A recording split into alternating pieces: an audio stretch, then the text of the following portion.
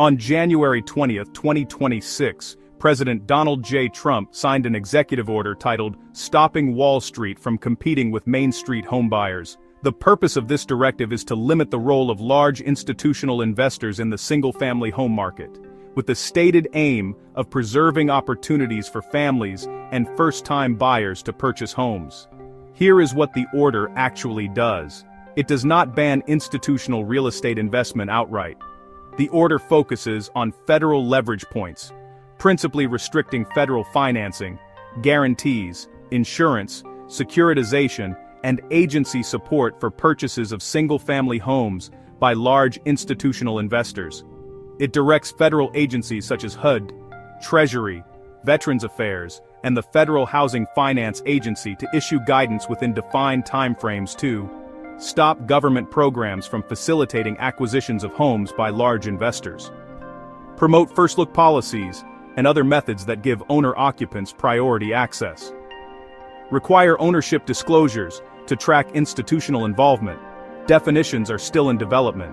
The order tasks the Treasury Department with establishing authoritative definitions for what qualifies as a large institutional investor and what counts as a single-family home. Until those legal definitions are finalized, enforcement and impact remain uncertain. Existing portfolios and private acquisitions are not forced to unwind. The order does not require institutional landlords to sell existing properties, nor does it explicitly prohibit private acquisitions independent of federal support.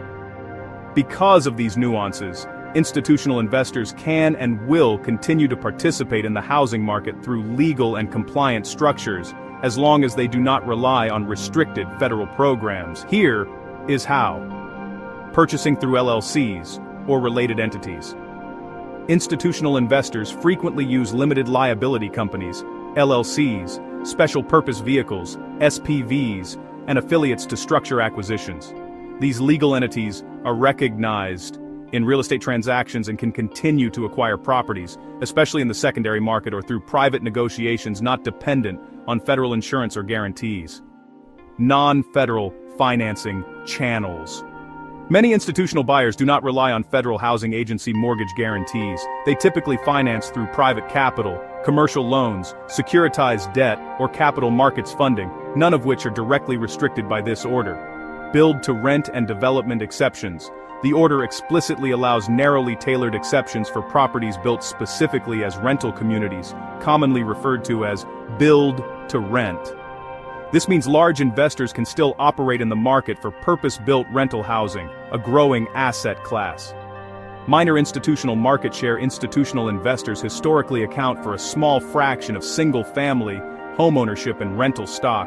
Estimates indicate they own only a few percent of the single-family rental sector. In summary, the executive order tightens federal involvement in institutional acquisition of single-family homes that might otherwise be accessible to families. It does not constitute an absolute ban on institutional investor participation in the market. Institutional buyers can still legally compete by structuring purchases through LLCs, private financing, or non-federal channels. The impact of the order will ultimately depend on how federal agencies define large institutional investor and how restrictive the ensuing guidance becomes.